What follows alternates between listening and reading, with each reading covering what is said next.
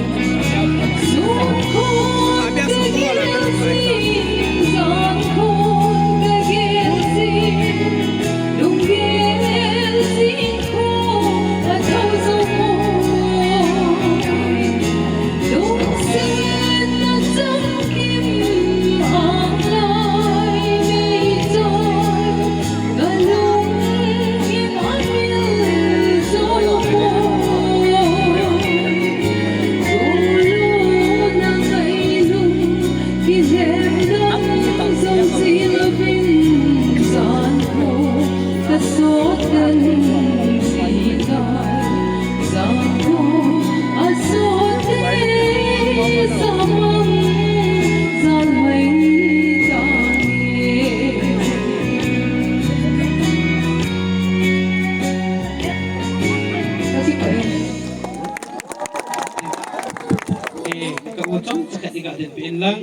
à về đến con hà bên kia nó tê đấy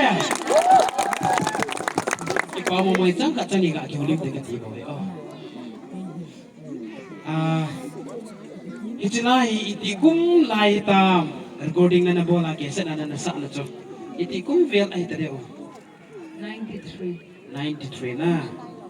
aping nai lo tam ta ome tu ni tha contestant ho ha ping nai lo ding a he ki pa omin chule saki pi san la no se ne ki ti jong thu chi khatom hi na e chuna cha te hi nang khunung hin zui thei ding ki set mam ki set yam ti jong mi pi na hanom de cho nên vâng cái sẽ vui thì đã ege pha ka sa chu kin la sa men tham dai wa nga in chen sim do na nei lo chu na ti sa nga cha te phat ta ne kha sim sa la chu officer ni thei chu ya chu la sa ki kwan la chi ni ngai thi na chu le tu chana hi now cha da now nam na chu mi pi la het nom ding he na ya chu cha te hi no me pasal izat na nei tam numei zaulo gol hang thum wow na sai na numei dei lo gol hang thum he mo thum an nei ding he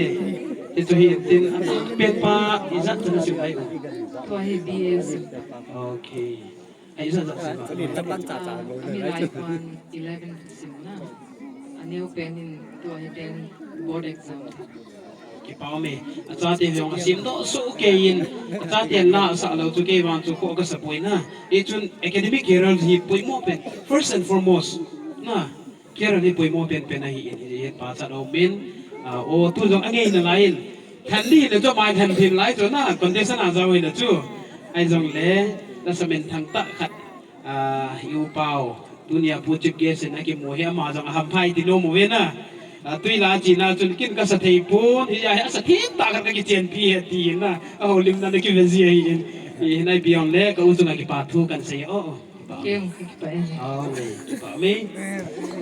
tui ne sei ma bang win ho lim na